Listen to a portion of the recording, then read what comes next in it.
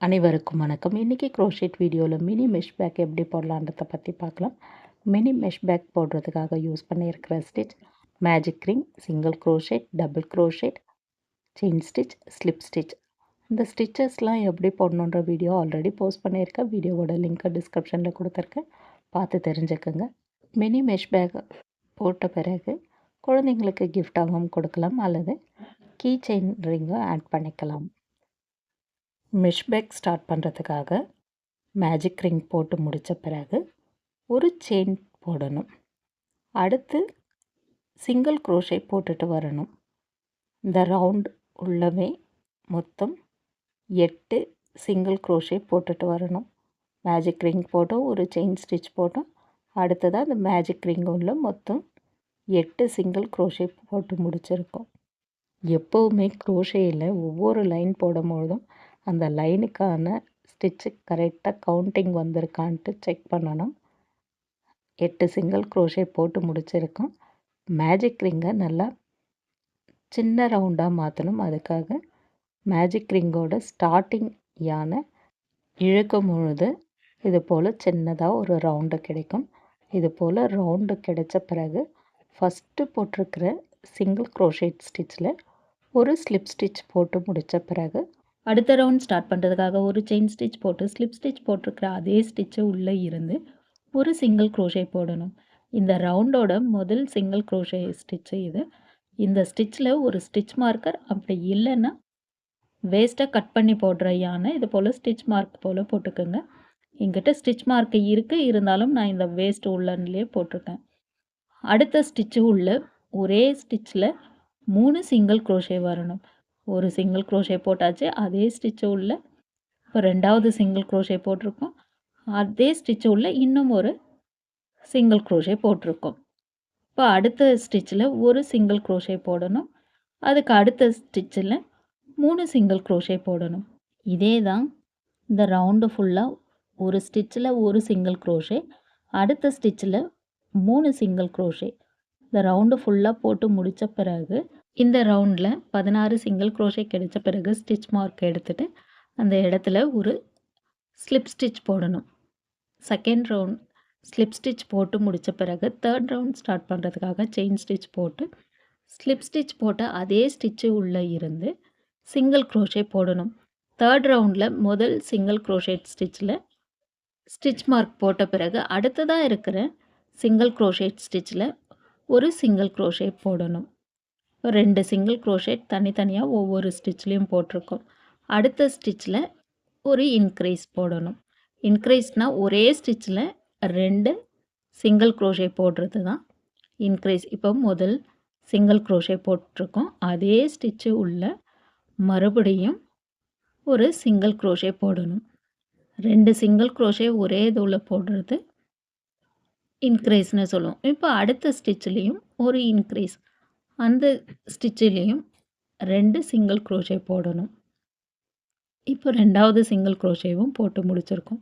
இந்த ரவுண்டில் எப்படி போடணுன்னா ஒரு ஸ்டிச்சில் ஒரு சிங்கிள் க்ரோஷே, அடுத்த ஸ்டிச்சில் ஒரு சிங்கிள் க்ரோஷே, அடுத்தது ஒரு இன்க்ரீஸ், இன்னொரு இன்க்ரீஸ். இது போல் மொத்தமாக ஸ்டிச்சு போட்டு முடித்த பிறகு 24 சிங்கிள் க்ரோஷே வந்த பிறகு முதல் போட்டிருக்கிற அந்த ஸ்டிச்சில் ஸ்லிப் ஸ்டிச் போட்டுட்டு 4th ரவுண்டு ஸ்டார்ட் பண்ணுறதுக்காக செயின் ஸ்டிச் போட்டு ஸ்லிப் ஸ்டிச் போட்டிருக்கிற அதே ஸ்டிச்சு உள்ள ஒரு சிங்கிள் க்ரோஷே போட்டுட்டு இந்த 4th ரவுண்டோட ஃபஸ்ட்டு சிங்கிள் க்ரோஷேயில் ஸ்டிச் மார்க் பண்ண பிறகு அடுத்ததாக இருக்கிற 3 சிங்கிள் க்ரோஷேட் ஸ்டிச்லேயும் ஒவ்வொரு சிங்கிள் க்ரோஷே போடணும்.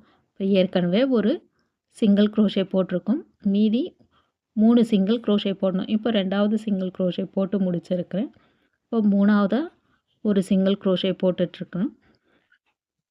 அதாவது இந்த லைனில் எப்படி வரும்னா 4 சிங்கிள் க்ரோஷே, அதுக்கப்புறமா இன்க்ரீஸ் வரும். 4வது சிங்கிள் க்ரோஷே போடுறோம். இப்போ 4 சிங்கிள் க்ரோஷே போட்டு முடித்த பிறகு அடுத்ததாக இருக்கிற ஸ்டிச்சில் ஒரு இன்க்ரீஸ் போடணும். ஒரு இன்க்ரீஸ்னால் ஒரே ஸ்டிச்சில் 2 சிங்கிள் க்ரோஷே போடுறது தான் இன்க்ரீஸ். இப்போ ஃபஸ்ட்டு இன்க்ரீஸ் போட்டுட்ருக்குறோம். இதில் ஒரு சிங்கிள் க்ரோஷே போட்டிருக்கோம். ரெண்டாவது சிங்கிள் க்ரோஷேவும் போட்டு முடிச்சிருக்கிறோம். இப்போ அடுத்த ஸ்டிச்சும் ஒரு இன்க்ரீஸ் தான். முதல் சிங்கிள் க்ரோஷே போடுறோம். அதுக்கு அடுத்தது அதே ஸ்டிச்சு உள்ள இன்னும் ஒரு சிங்கிள் க்ரோஷே போடணும். இதுதான் இன்க்ரீஸ்ன்ட்டு சொல்கிறோம்.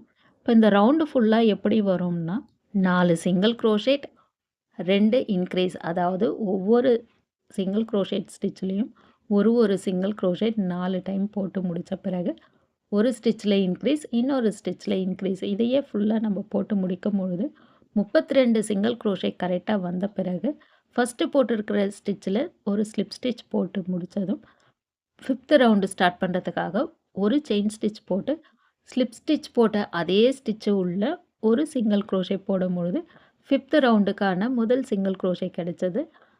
அந்த முதல் சிங்கிள் க்ரோஷேயில் ஒரு ஸ்டிச் மார்க்கு போட்டு முடித்த பிறகு அடுத்ததாக இருக்கிற 5 சிங்கிள் க்ரோஷேட் ஸ்டிச்லேயும் ஒரு சிங்கிள் க்ரோஷே போடணும். ஏற்கனவே ஒரு சிங்கிள் க்ரோஷே போட்டு ஸ்டிச் மார்க் போட்டிருக்கோம். 5th ரவுண்டில் 6 single crochet 2 increase, 6 single crochet 2 increase, இது போலவே நம்ம ஃபுல் ரவுண்டு போட்டுட்டு வரணும். இப்போ ஒவ்வொரு ஸ்டிச்லேயும் ஒரு சிங்கிள் க்ரோஷே போடணும். 6 சிங்கிள் க்ரோஷே வந்த பிறகு அதுக்கு அடுத்ததான் ஒரு ஸ்டிச்சில் 2 சிங்கிள் க்ரோஷே, அதாவது ஒரு இன்க்ரீஸ், அடுத்த ஸ்டிச்சில் ஒரு இன்க்ரீஸ், இது போல் போடணும். 6 single crochet 2 increase, 6 single crochet 2 increase, இதையே நம்ம கண்டினியூ பண்ணிட்டு வரும்பொழுது மொத்தம் 40 சிங்கிள் க்ரோஷே வந்த பிறகு ஃபஸ்ட்டு போட்டிருக்கிற இந்த ஸ்டிச் மார்க்கில் ஒரு ஸ்லிப் ஸ்டிச் போட்டுட்டு அடுத்ததாக 5 செயின் ஸ்டிச் போடணும். 5 செயின் ஸ்டிச் போட்டதும் 2 ஸ்டிச்சை ஸ்கிப் பண்ணிவிட்டு அடுத்த ஸ்டிச்சில் ஒரு டபுள் க்ரோஷேட் போடணும். இப்போ 2 ஸ்டிச்சை ஸ்கிப் பண்ணிட்டேன். அடுத்ததாக இருக்கிற ஸ்டிச்சில் ஒரு டபுள் க்ரோஷேட் போடுறேன். டபுள் க்ரோஷேட்டுக்கு 3 லூப் கிடைக்கும். முதல் 2 லூப்பில் மட்டும் ரன்னிங் நூல் எடுக்கணும். அதுக்கு அடுத்த 2 லூப்பில் ரன்னிங் நூல் எடுத்தோன்னா ஒரு டபுள் க்ரோஷே கிடைச்ச பிறகு 2 செயின் ஸ்டிச் போடணும். 2 செயின் ஸ்டிச் போட்டு முடித்த பிறகு மறுபடியும் 2 ஸ்டிச்சை ஸ்கிப் பண்ணிவிட்டு அடுத்ததாக இருக்கிற ஸ்டிச்சில் ஒரு டபுள் க்ரோஷேட் போடணும். 3 லூப்பில் முதல் 2 லூப்பில் ரன்னிங் நூல் எடுக்கணும். அடுத்த 2 லூப்பில் ரன்னிங் நூல் எடுக்கணும். இப்போ இதே போல் தான் இந்த ரவுண்டு ஃபுல்லாகவே ஒரு டபுள் க்ரோஷேட் 2 செயின் 2 ஸ்டிச்சை ஸ்கிப் பண்ணணும். இதே தான் இப்போ எப்படி போட்டுட்டு வந்திருக்கணும் அது ஃபுல்லாகவே போட்டு முடித்த பிறகு இந்த இடத்துல ஃபஸ்ட்டு போட்டுக்கிற இந்த 5 செயின் ஸ்டிச்சில் 3ஆவதாக இருக்கிற இந்த ஸ்டிச்சு உள்ள ஒரு ஸ்லிப் ஸ்டிச் போடணும். ஸ்லிப் ஸ்டிச் போட்டு முடித்த பிறகு இது போல் தான் இருக்கும், இந்த ஷேப்புக்கு கிடைச்சிருக்கும். அடுத்த லைன் ஸ்டார்ட் பண்ணுறதுக்காக 5 செயின் ஸ்டிச் போடணும். 5 செயின் ஸ்டிச் போட்டு முடித்த பிறகு 2 செயின் ஸ்டிச்சை கீழே இருக்கிறத ஸ்கிப் பண்ணிவிட்டு டபுள் க்ரோஷேட் இருக்கிற அந்த ஸ்டிச்சு உள்ள இன்னும் ஒரு டபுள் க்ரோஷேட் போடணும். இந்த டபுள் க்ரோஷேட் போட்டு முடித்த பிறகு அடுத்ததாக 2 செயின் ஸ்டிச் போடணும். 2 செயின் ஸ்டிச் போட்ட பிறகு மறுபடியும் டபுள் க்ரோஷேட் மேலே இன்னும் ஒரு ஸ்டிச் போட்டு வரணும். இந்த ரவுண்ட் ஃபுல்லாக இதையே கண்டினியூ பண்ணிவிட்டு ஃபஸ்ட்டு போட்டு இருக்கிற 5 செயின் ஸ்டிச்சில் 3ஆவது செயின் ஸ்டிச்சில் ஸ்லிப் ஸ்டிச் போட்டு இதே போல் இன்னும் 2 லைன் போடணும். மொத்தம் 4 லைன் போட்டு முடித்த பிறகு மினி மெஷ் பேக் இது போல் தான் இருக்கும்.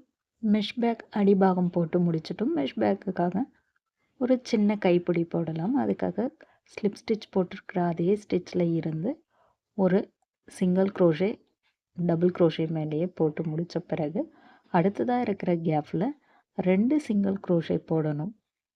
இப்போ ஃபஸ்ட்டு சிங்கிள் க்ரோஷே போட்டாச்சு. அடுத்து அதே கேப்பில் இன்னும் ஒரு சிங்கிள் க்ரோஷே போடணும். மொத்தம் 3 சிங்கிள் க்ரோஷே போட்டு முடித்த பிறகு 20 செயின் ஸ்டிச் போடணும். 20 செயின் ஸ்டிச்சும் ஒரே அளவில் போட்டு முடித்த பிறகு 10 ஸ்டிச்சை ஸ்கிப் பண்ணணும். 10 ஸ்டிச்சை ஸ்கிப் பண்ணிவிட்டு இந்த இடத்துல இருக்கிற இந்த ஸ்டிச்சில் ஸ்லிப் ஸ்டிச் போடாமல் அப்படியே சிங்கிள் க்ரோஷே போடணும். இப்போ ஒரு சிங்கிள் க்ரோஷே போடுறோம். இப்போ சிங்கிள் க்ரோஷே போட்டு முடித்ததும் அடுத்ததாக இருக்கிற கேப்பில் 2 சிங்கிள் க்ரோஷே போடணும். டபுள் க்ரோஷேட் வர இடத்துல ஒரு சிங்கிள் க்ரோஷேட், கேப்பில் 2 சிங்கிள் க்ரோஷேட், இது போலவே போட்டுகிட்டே போகும்பொழுது கரெக்டாக 12 சிங்கிள் க்ரோஷே வந்த பிறகு அடுத்த கைப்பிடி போடுறதுக்காக 20 செயின் ஸ்டிச்சும் ஒரே அளவாக போட்டு முடித்த பிறகு ஃபஸ்ட்டு எப்படி 10 ஸ்டிச்சை ஸ்கிப் பண்ணமோ அதே போல் 10வது ஸ்டிச்சில் வந்து ஒரு சிங்கிள் க்ரோஷே போடணும். அதுக்கு அடுத்தது கேப்பில் 2 சிங்கிள் க்ரோஷே போடணும். இது போல் கைப்பிடி ஸ்டிச் பண்ண இடத்துல இருந்து 6 சிங்கிள் க்ரோஷே வந்த பிறகு கைப்பிடி ரவுண்டு ஸ்டார்ட் பண்ணும்பொழுது முதல் போட்டிருக்கிற இந்த 3 சிங்கிள் க்ரோஷேயில் முதல் சிங்கிள் க்ரோஷேயில் ஸ்லிப் ஸ்டிச் போட்டு எக்ஸ்ட்ராவாக ஒரு செயின் போட்ட பிறகு இந்த யானை கட் பண்ணி எடுத்த பிறகு பேக்கோட உள்பகுதியில் கட் பண்ண யானை எல்லா ஸ்டிச்சுக்கு உள்ளவும் சொருகி முடித்த பிறகு மினி மெஷ் பேக் ரெடி. இந்த பேக் குழந்தைங்களுக்கு கிஃப்டாகவும் கொடுக்கலாம். கீ செயினில் இந்த ரிங்கும் மாட்டினா நல்லாவும் இருக்கும். இன்றைக்கி வீடியோவில் க்ரோஷெட் மினி மெஷ் பேக் எப்படி போடணுன்றதை பற்றி பார்த்தோம். இந்த வீடியோ உங்களுக்கு யூஸ்ஃபுல்லாக இருந்துச்சுன்னா வீடியோவை லைக் பண்ணுங்கள்.